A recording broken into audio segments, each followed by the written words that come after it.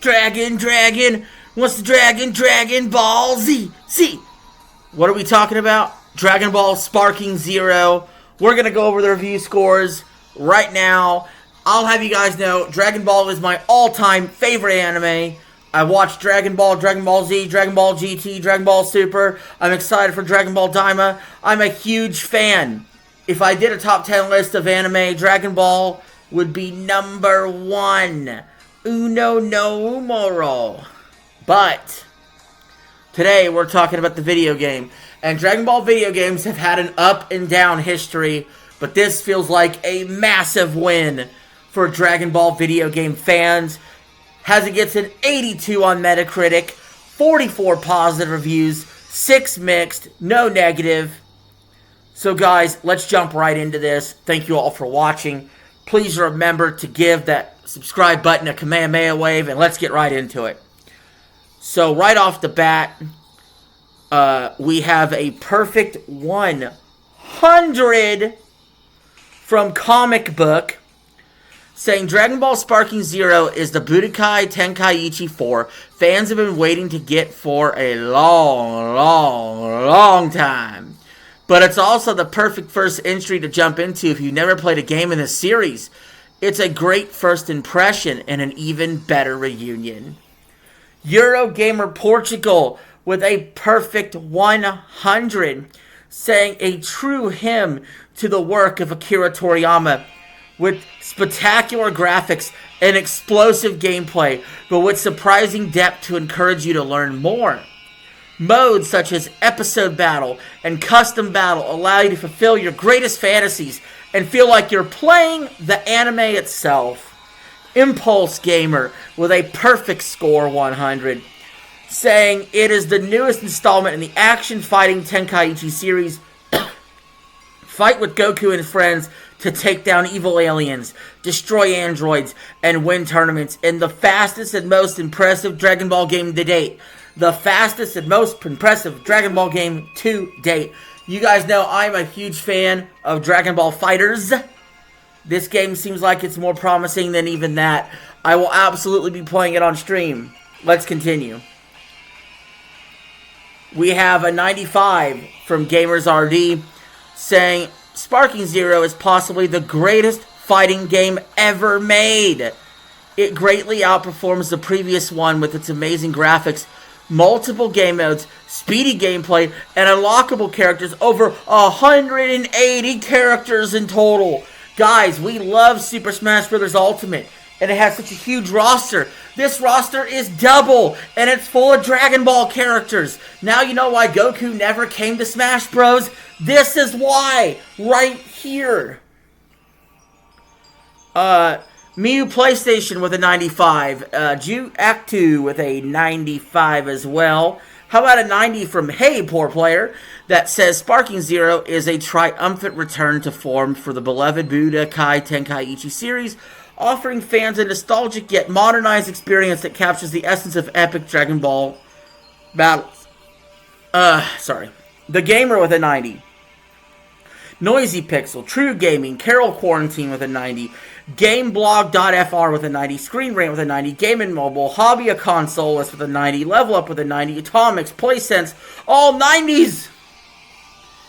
The Games Machine with an 88, saying Dragon Ball Sparking Zero may be the first chapter of the Budokai Tenkaichi series not to be called Budokai Tenkaichi, or the first one did not indicate the Z, with which the second part of the series is famously indicated. Yet, it is in all respects a Chapter 4 updated to 2024 with lots of content. Spazio Games with an 86, saying Dragon Ball Sparking Zero is without a doubt the ultimate game for any Dragon Ball fan. The combat system not only builds on the classic PS2 games, but enhances them significantly, making each battle feel as close as possible to the epic confrontations seen in the original. Tira Gamer with an 85. Dragon Ball Sparking Zero marks a great return to the Budokai Tenkaichi series with a fighting title that is both highly entertaining and visually impressive, allowing you to feel like you are in the shoes of the most powerful warriors in the universe. Vandal with an 85. Multiplayer.it with an 85. Mara Station, Press Start Australia, Every.it with an 85, Worth Playing with an 85, Area Jungas with an 82, saying Sparking Zero is the video game that all Budokai Tenkaichi fans wished for. Visually, its battles are stunning, and it plays at a pace that can be frantic, has a Dragon Ball battle from the anime. There's also a bunch of characters and game modes that will keep it fresh. And we have a ton of 80s here.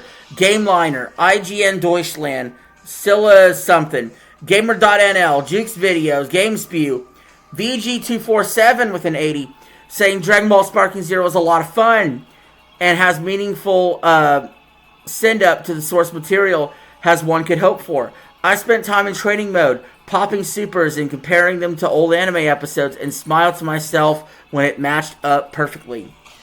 Well played with an 80 also. And then we have PlayStation Universe, The Enemy and Inverse also giving it an 80.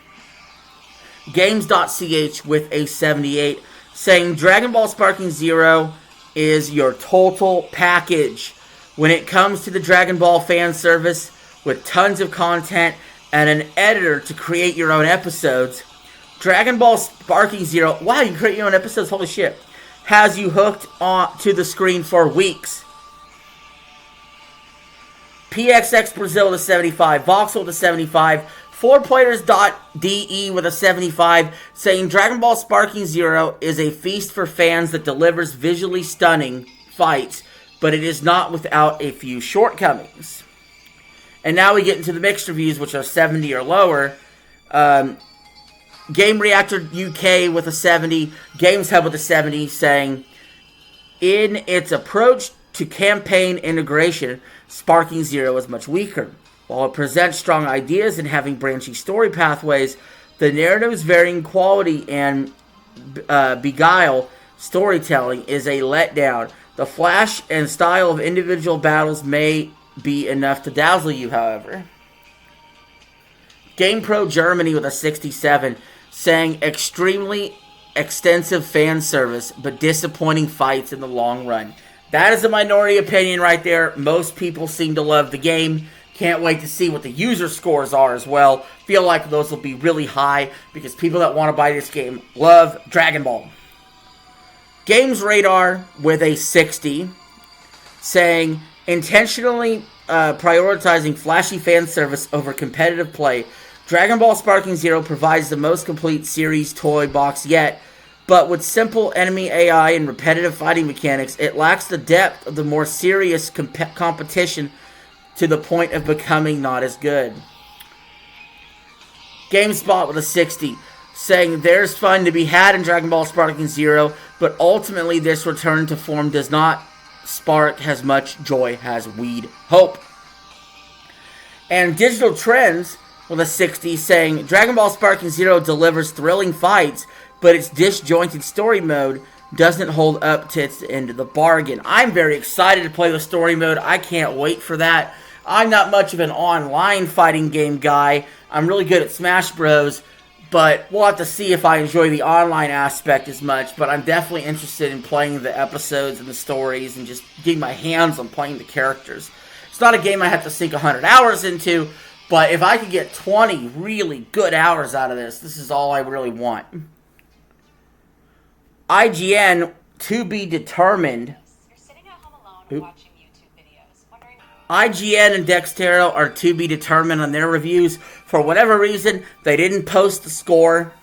So I would have to let you guys know in the future what they think. But right now, Dragon Ball Sparking Zero is sitting at an 82.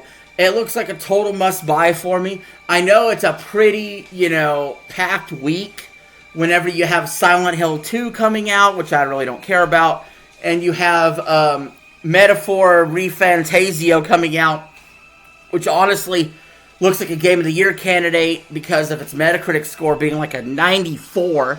I don't even know if I should go over that game, to be completely honest with you. Maybe I will next week, but I do know that Sparking Zero has definitely caught my interest, and I will be playing it shortly on stream eventually. So be catching that in the future. Speaking of my streams, they're not always guaranteed to be up. Quite often I get copyrights, and when I do, sometimes the streams get blocked in certain territories, or they get completely removed by YouTube. So if you see things out of order, like you see college football season 3, and then you don't see season 4, and then you do see season 5, just know at some point YouTube yanked the video down. So it's more important than ever to try to catch my streams live. If you want to interact with me live, that's the best way to do so. I typically will stream in the mornings on Monday and Tuesday, and during the other days of the week, sometime in the afternoon. But, guys, I do thank you all for watching.